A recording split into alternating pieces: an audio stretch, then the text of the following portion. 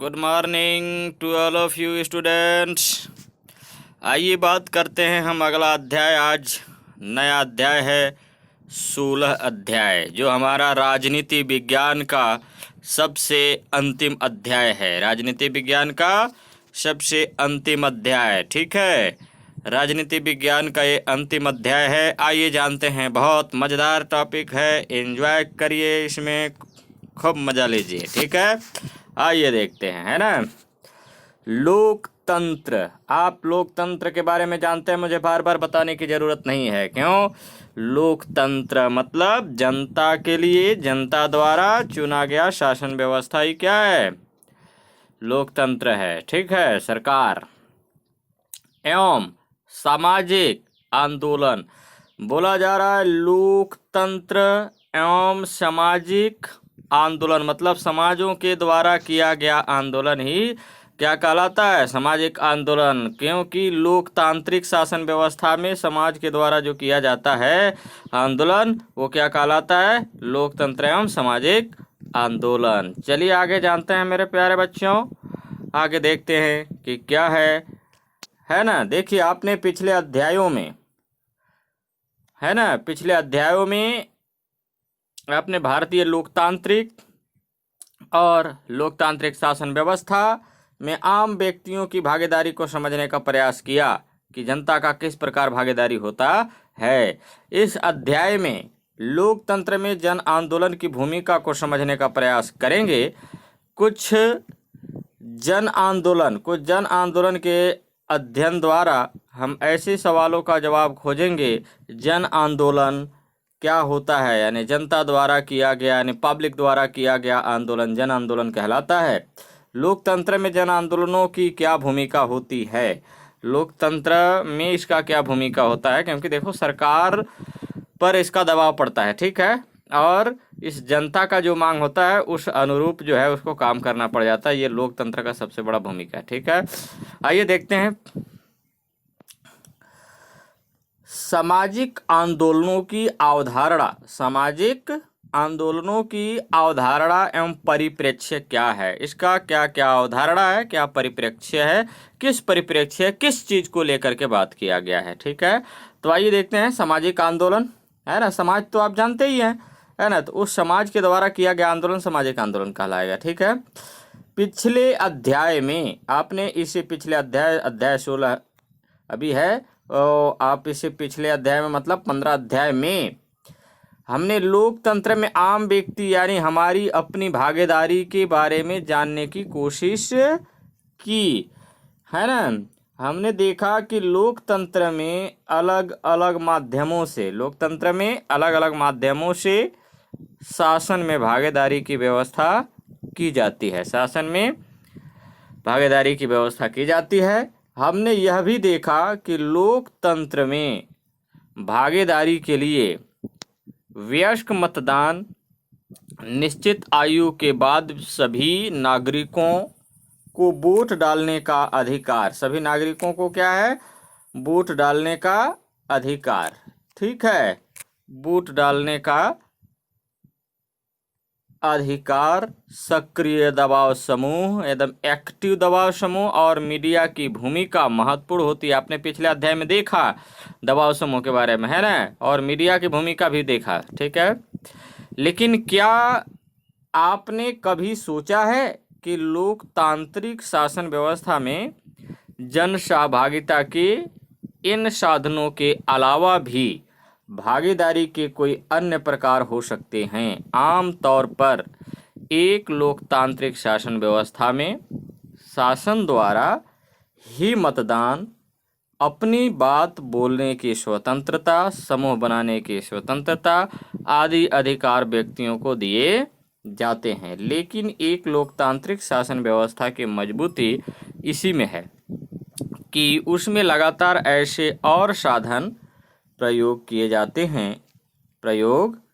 जाते हैं जो शासन में नागरिकों की भागीदारी को बढ़ाते हैं या शासन को विभिन्न सामाजिक तबकों के हित में कार्य करने के लिए प्रेरित किया जाता है।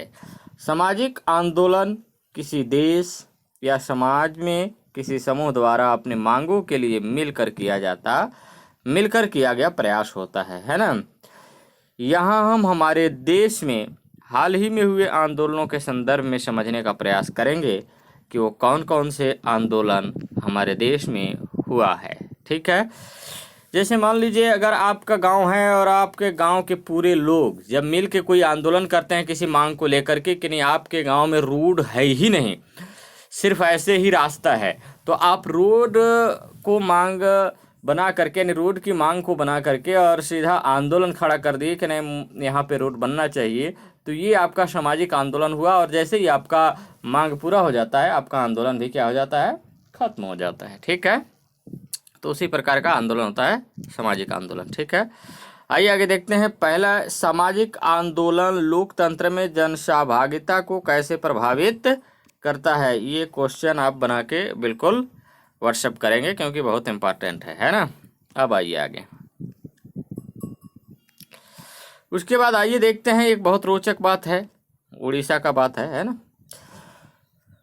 नियमगिरी क्या है, नियमगिरी में डोंगरिया कोंडाओं का आंदोलन। नियमगिरी पहाड़ है और नियमगिरी में डोंगरिया कोंडाओं का आंदोलन, डोंगरिया कोंडाओं का आंदोलन है। छत्तीसगढ़ के पूर्व में उड़ीसा राज्य है, ये आप सब जानते हैं कि छत्तीसगढ़ के पूर्व साइड में हमारा पड़ोसी उड़ीसा राज्य है।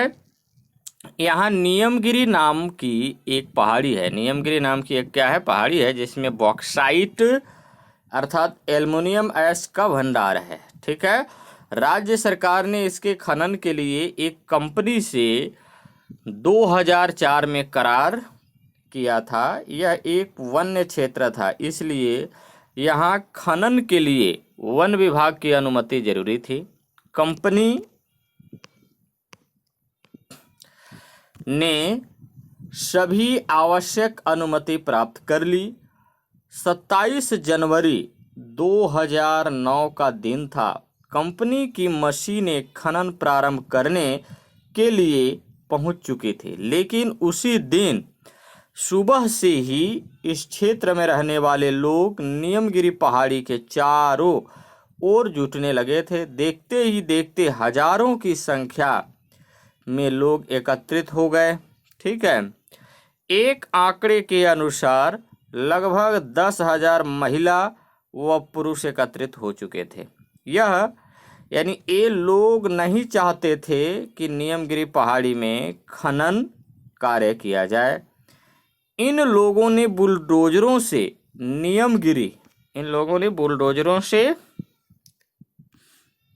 नियमगिरी को बचाने के लिए एक दूसरे का हाथ पकड़ लिया।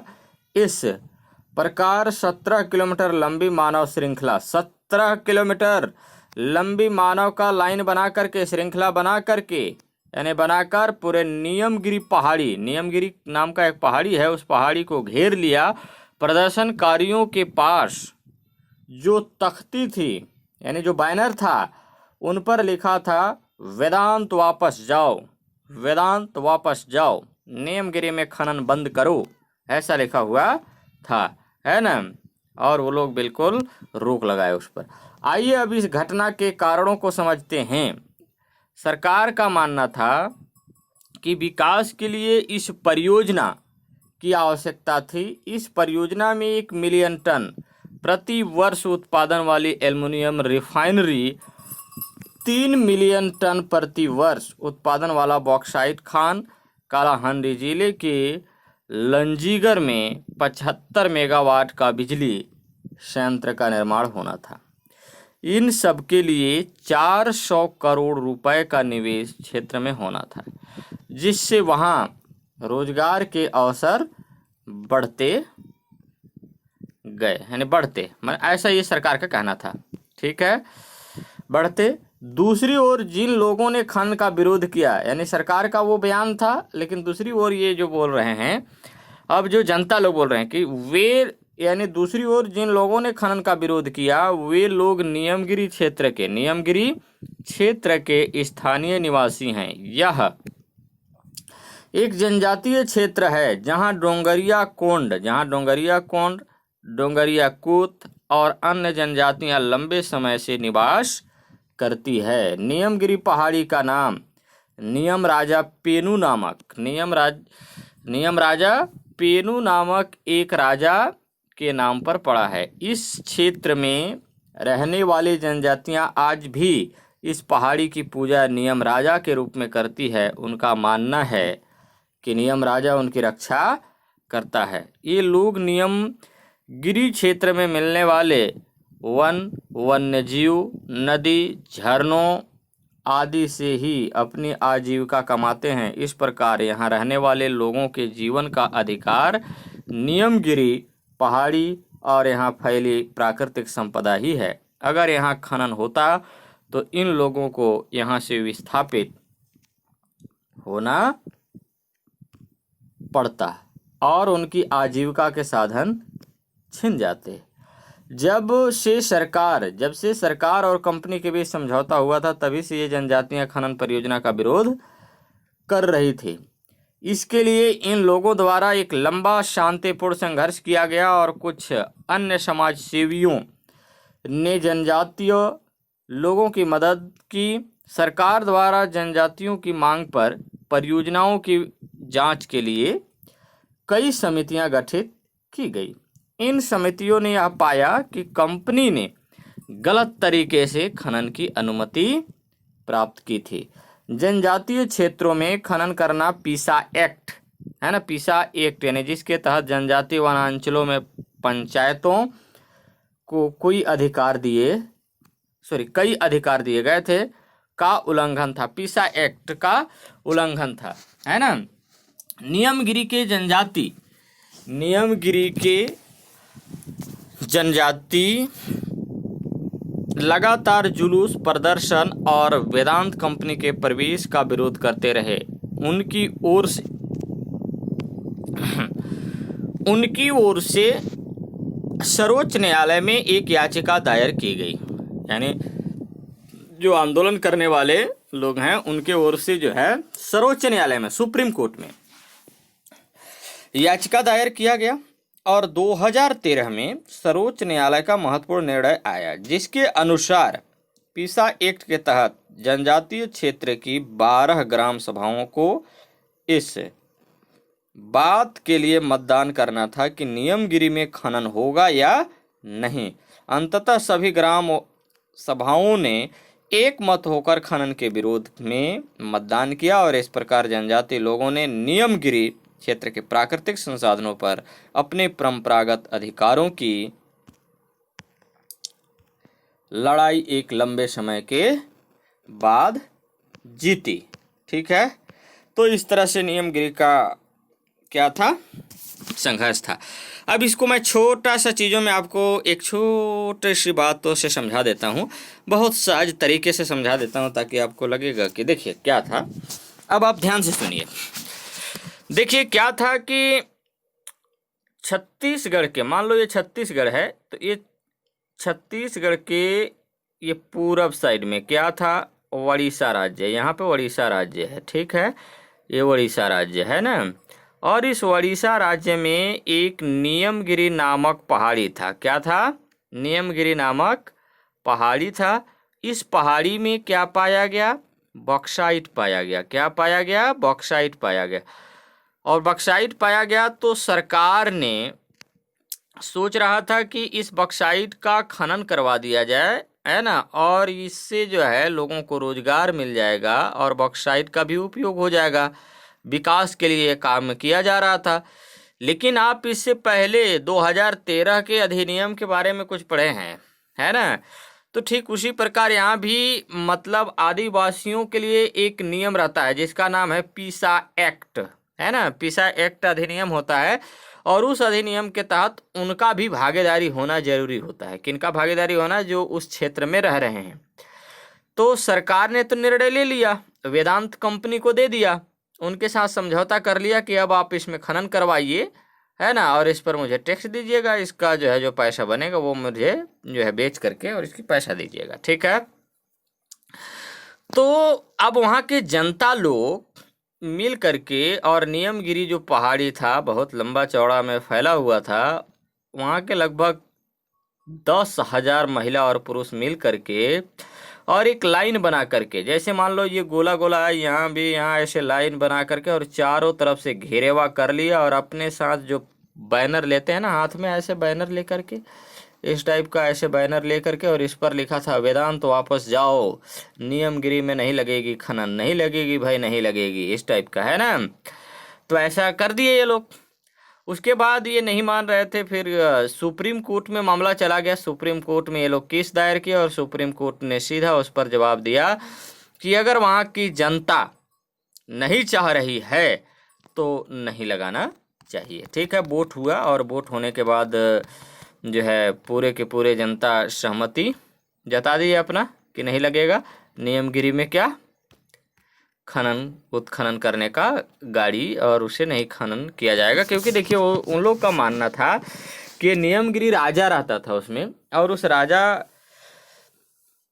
का जो पहाड़ी है, राजा के नाम पर जो पहाड़ी रखा गया है ना, राजा के नाम पर वो, यानी राजा के नाम पर वो पहाड़ी का नाम रखा गया है। ठीक है, तो उन लोग का मानना है कि ये राजा जो है हमारा सुरक्षा करता है, ठीक है, इसलिए इसमें जो है खनन कार्य नहीं होगा।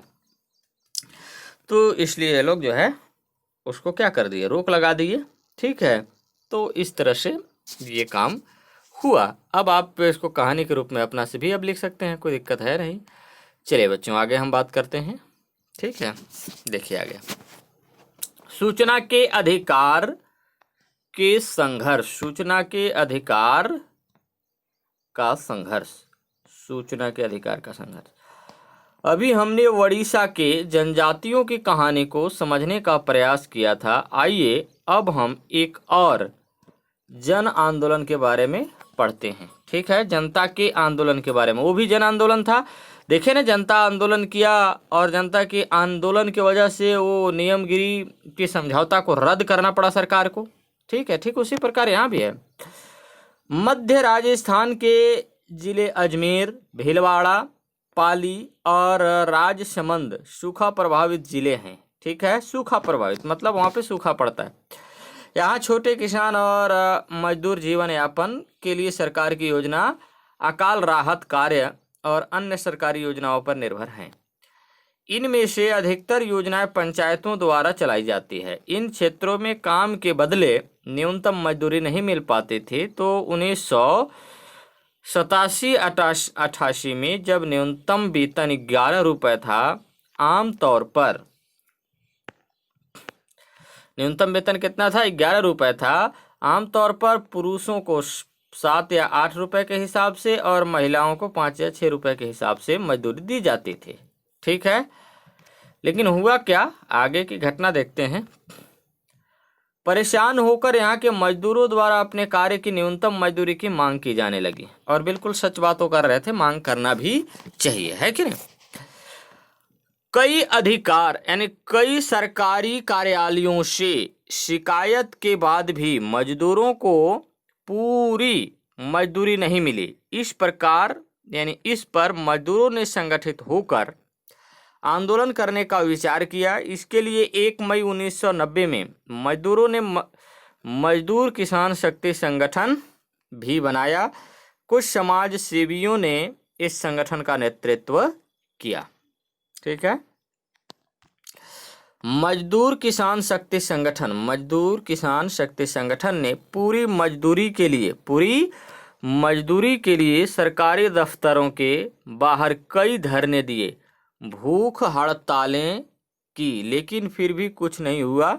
मजदूरों को बताया जाता था कि उनके द्वारा काम कम किया गया है, इसलिए मजदूरी भी कम मिलेगी।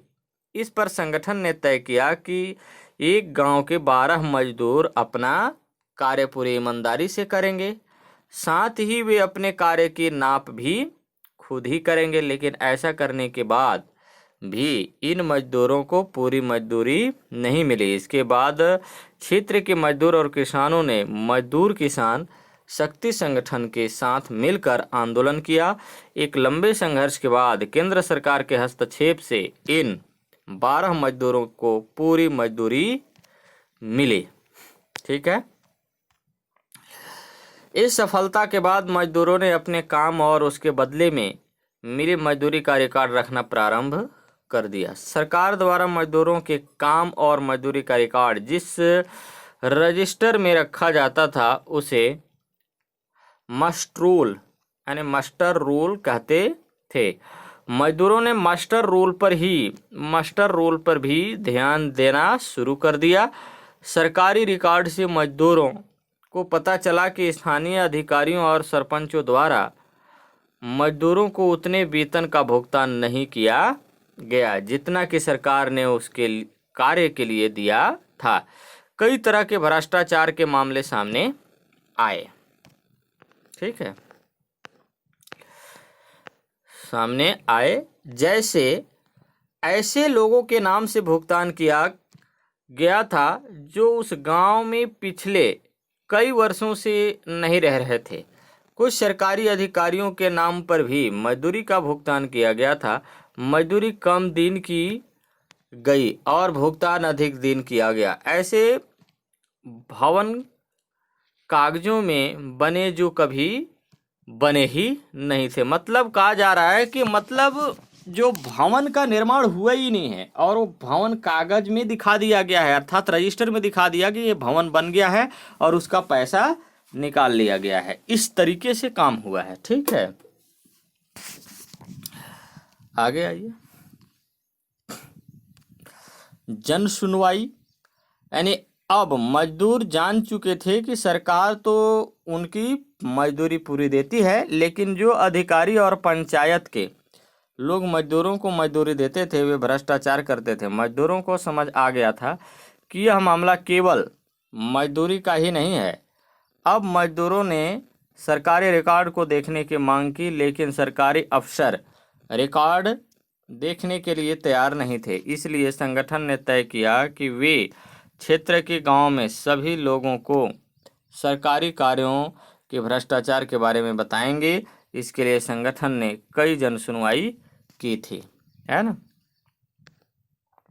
एक आइए आगे देखते हैं। कोट किराना की जन सुनवाई यानी पहली जन सुनवाई 2 दिसंबर 1994 को आयोजित हुई। इसका विषय था 1993-94 में पाली जिले की रायपुर पंचायत समिति की कोट किराना और बगदी कल्याण ग्राम पंचायतों में किए गए विकास कार्य। इस जन सुनवाई में कई गांव के लोगों ने भाग लिया और राजस्थान के प्रसिद्ध बुद्धिजीवी और समाजसेवी भी इस सुनवाई में उपस्थित रहे, लेकिन किसी भी प्रशासनिक अधिकारी ने इस सुनवाई में भाग नहीं लिया। इस जन सुनवाई में सैकड़ों लोगों के सामने उन 100 लोगों के नाम पढ़े गए जिन्होंने सरकारी रिकॉर्ड में विभिन्न विकास योजनाओं में कार्य किया था और जिनको काम के बदले भुगतान किया गया था। लेकिन अनेक लोगों ने इस बात को वहां आकर प्रमाणित किया कि न तो कभी उन्होंने इस योजना में कार्य किया और न ही उनको कभी मजदूरी का भुगतान किया गया। मस्टरोल में ऐसे लोगों के नाम भी जुड़े हुए थे जो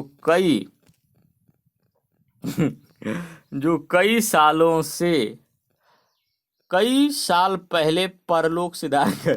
ठीक है, देख रहे हो, कई सालों से वो लोग कई साल पहले ही क्या हो चुके हैं, परलोक सिधार गए हैं, अर्थात मृत्यु हो गया उनके नाम पर पैसा खाया जा रहा है। ठीक है, यहाँ यह भी दिखाया गया कि बिजली फिटिंग के जिन बिलों का भुगतान सरकारी रिकॉर्ड में दर्ज था वह भवन बना ही नहीं था और उसका हो गया था। ऐसे अनेक अनियमितताएं और भ्रष्टाचार की कई परतें इस पहली जन सुनवाई में खुली। इसके बाद कई जन सुनवाई और हुई, इनमें भी इसी प्रकार के भ्रष्टाचार उजागर हुए। ठीक है, इस तरह से कई प्रकार के कामें हो रहा था। आइए आगे देखते हैं।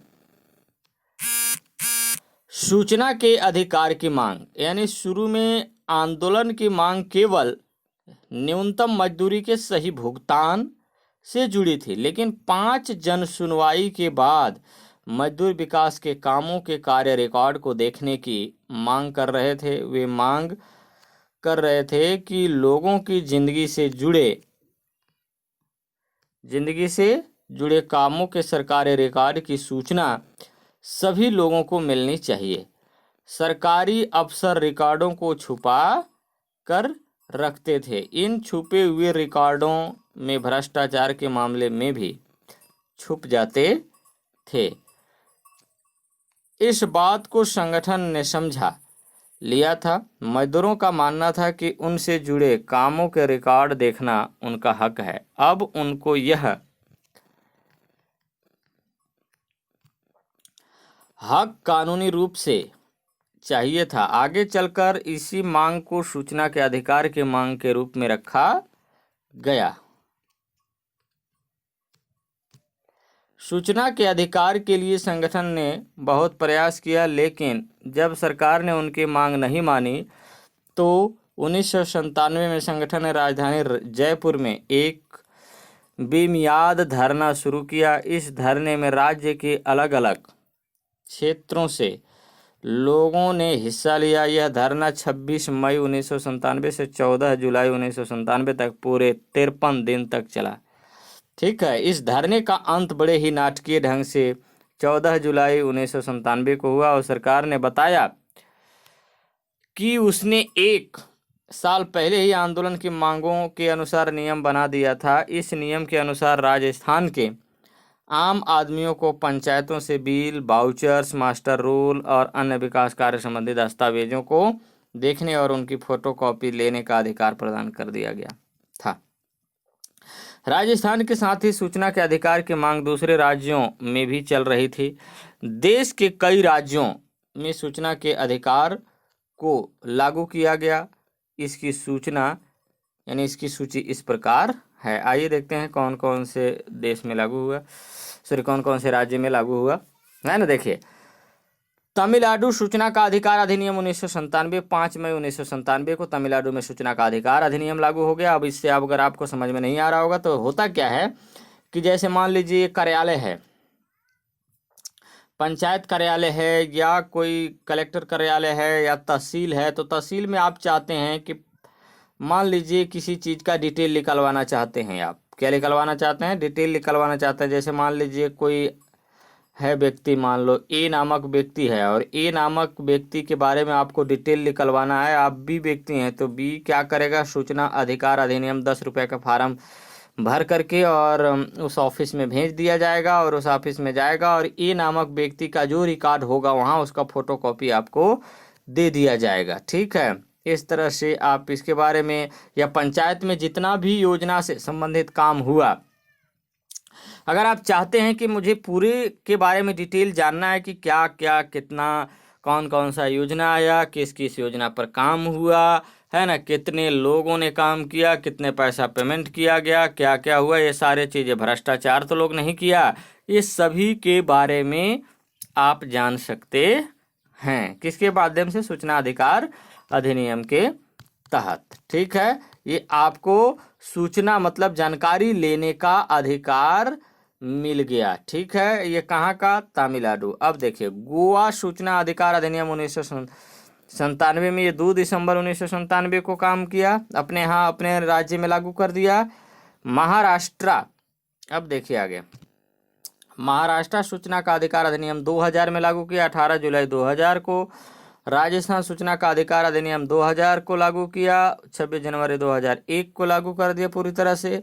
कर्नाटक सूचना अधिकार अधिनियम 2000, ये 2000 में ही लागू कर दिया। और दिल्ली सूचना अधिकार अधिनियम 2001 में। अब बात करूं कि मैं अगर बात कहूं कि पूरे भारत में कब लागू हुआ, तो पूरे भारत में यानी पूरे राज्य में 2005 में लागू हो गया। ठीक है।